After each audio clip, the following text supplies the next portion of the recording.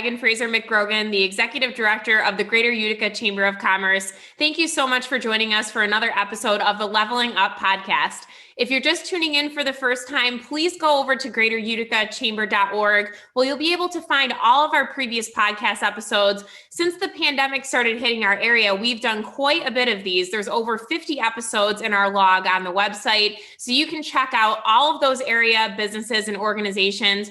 Also, it's available by going to our social media pages, or you can follow us on any podcast app that you use. So Apple Podcasts, Google, Stitcher, Spotify, all of those places have the show. Just search Leveling Up with Megan McGrogan. And please, please hit that subscribe button, because that way you will be in the know every time a new show is uploaded. You'll get a notification. And this is just, again, a great way for you to stay in touch with everything going on with these area businesses and organizations. And more importantly, you'll get to know how you can support them.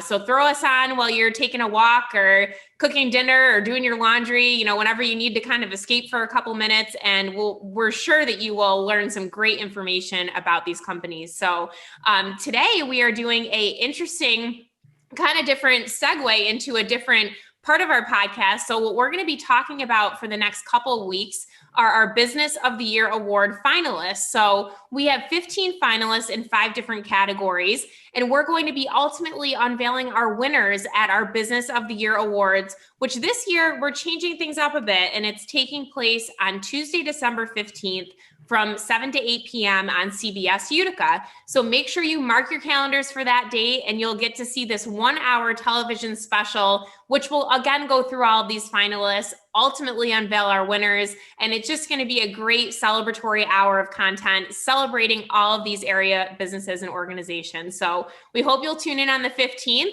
But until then, again, like I said, we're going to be featuring our finalists. And today I have with me Rebecca McClain from the Oneida County History Center. Rebecca, thanks for being with us today.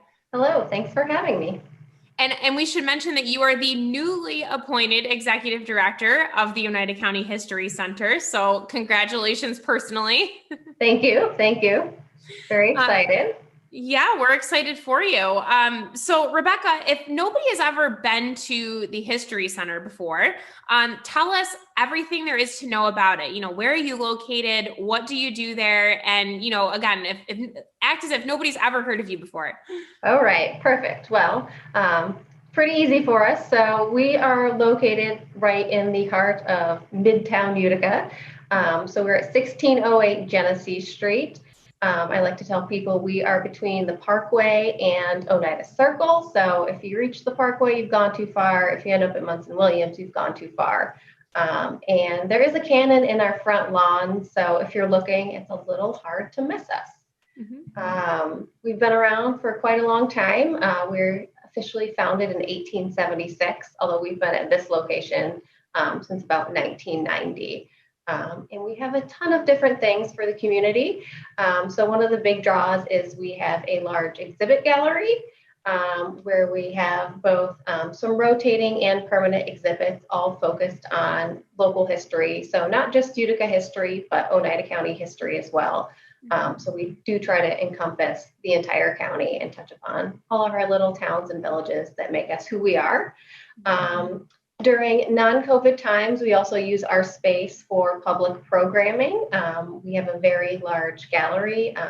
We used to be a Christian Science church, so you can imagine the space we have where we like to have lectures. We've had history-themed musical performances, book signings, lots of other different types of events.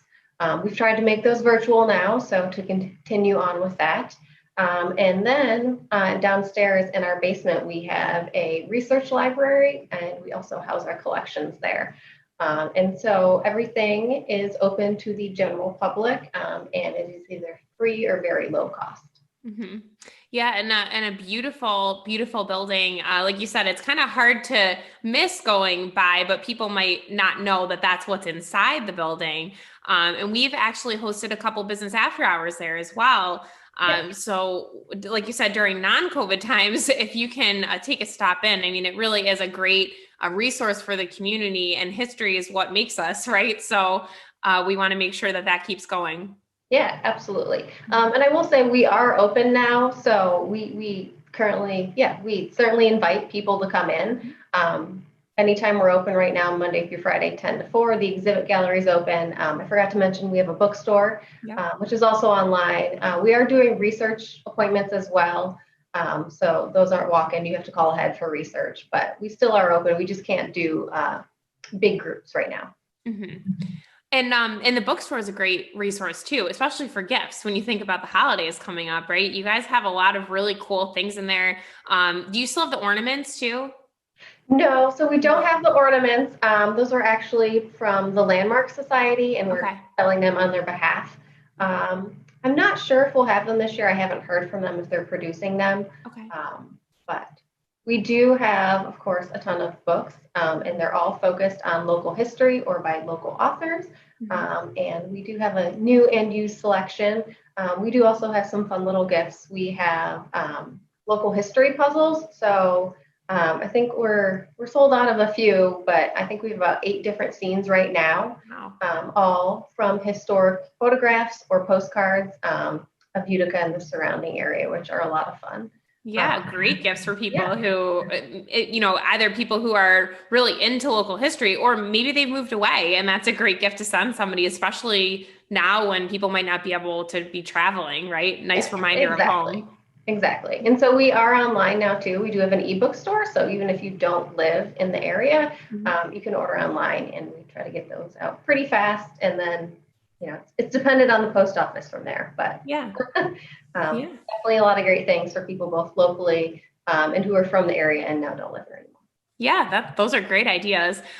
So Rebecca, is there anything you're particularly proud of for the History Center, either this year or just in general? Yeah, I'll start with this year. I am proud of our efforts during, the shutdown, essentially. We did have to close for a few months, but we were able to reopen in July, not quite at full capacity, but during those times too. We're not the most technologically advanced people, so I was just proud of our staff and our volunteers for being able to work remotely, figuring out a lot of new challenges with technology. We did start offering a lot of virtual programming, more content on social media.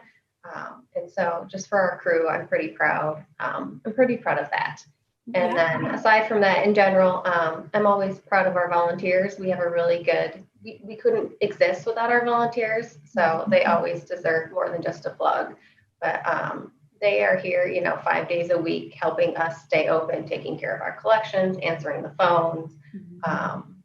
They really are a big part of who we are. So they're always, in general, we're just always proud of our volunteers.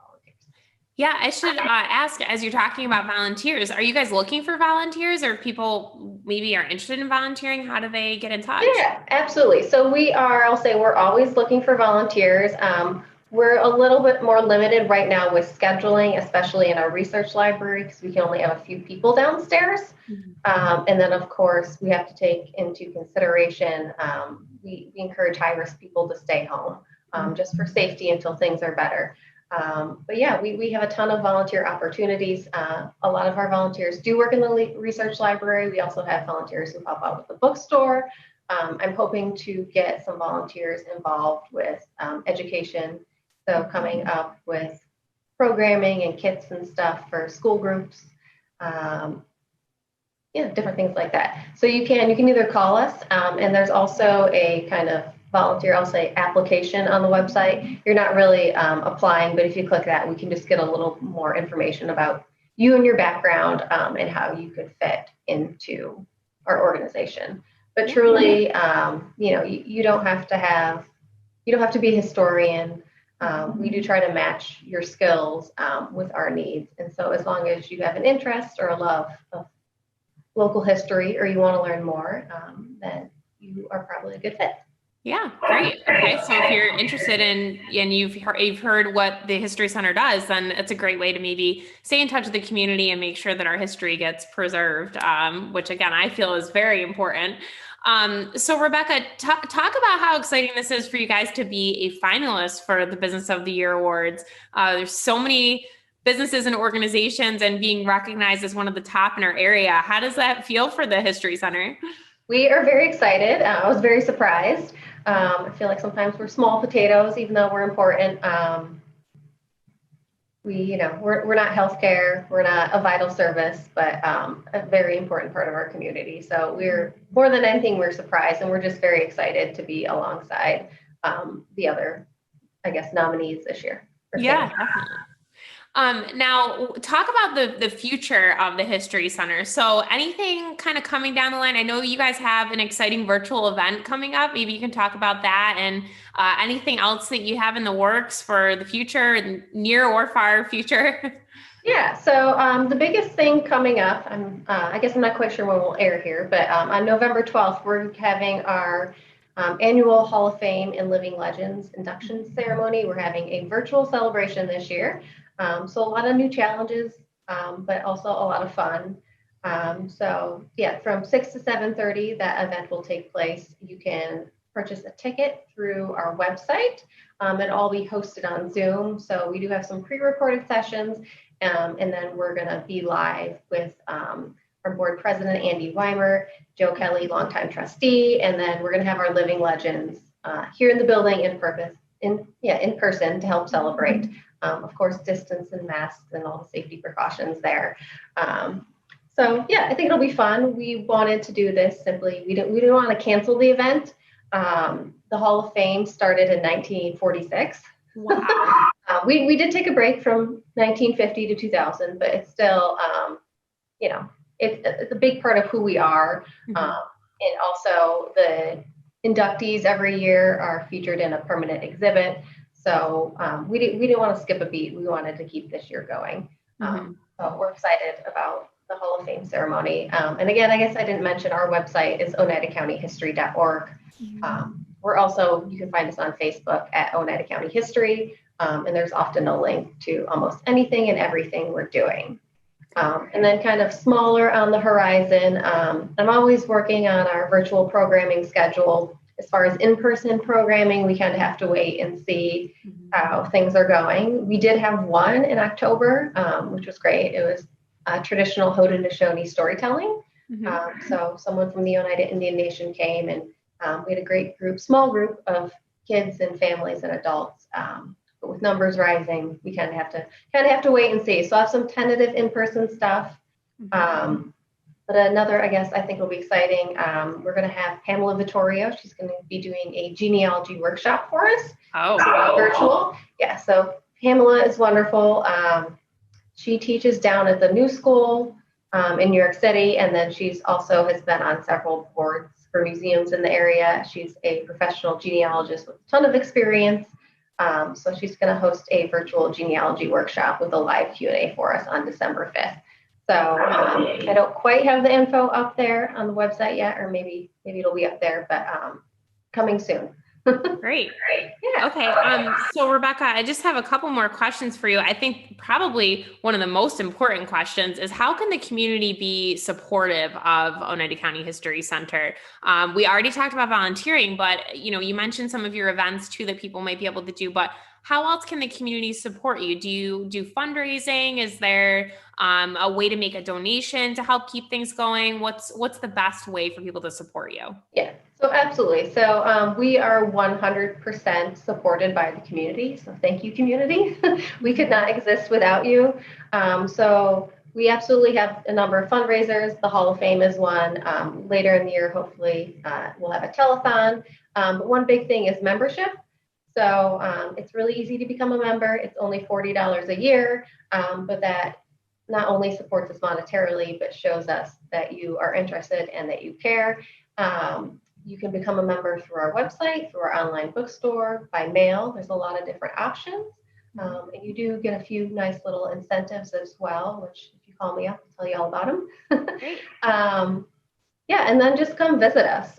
So, every time you walk in our door, make an appointment in our research library, like us on Facebook, it shows us that we are staying relevant, that the community cares, that we're doing the right thing. So it just kind of lets us know. Yeah. Keeps us in touch with you. Great. And we should mention, so the best way to get in touch, you guys do have social media Facebook and Instagram, I think, right? Yeah, Facebook and Instagram, and we do have Twitter. We're not quite as active on Twitter just because we do stay apolitical, but Facebook and Instagram are probably the biggest. And of course, you can always email us or call us. And so our phone number, we are 315-735-3642. And you probably won't remember our email, but it's on our website, oneidacountyhistory.org. Okay, great. Rebecca, anything else you want to tell us about before we wrap things up today? I think we've talked about a lot with the History Center, but anything else that the floor is yours to talk about, whatever you'd like to tell the community. I just want the community to come visit us, come see us if you haven't been here before. If you haven't been here in a while, just come see what's new. We're trying to keep things changing, keep you interested. We are open. That's the big thing. So yeah, come down and see us. Come and support us. Great. And again, congratulations on your position. I'm sure people will be anxious to come meet you as the new executive director as well. So we really wish you the best of luck, not only for the Business of the Year awards, but also in your career as the executive director. We wish you the best of luck with everything at the History Center. I know that I'm anxious to get back in to see, I really truly personally appreciate local history, and it's so nice to go in and see all that history. And our area really is known for a lot of things that, people don't even know about. So definitely go in and take a look, guys. And so, I'd imagine it's very easy to socially distance inside, right? You guys have a lot of space. So we look forward to finding out if you're a recipient on the 15th. And also we, again, wish you the best of luck. And just for you guys to remind yourself as well, December 15th from 7 to 8 p.m., CBS-Utica also will be streaming live online. So go to greateruticachamber.org. You can find out all of the information about the event, about the finalists, the links to all the podcasts. And of course, you can find out more information about all of our finalists by checking out all of the podcasts from now leading up to the event in December. So Rebecca, thanks again for your time today and for being with us, and best of luck to you. Absolutely. Thank you for having me.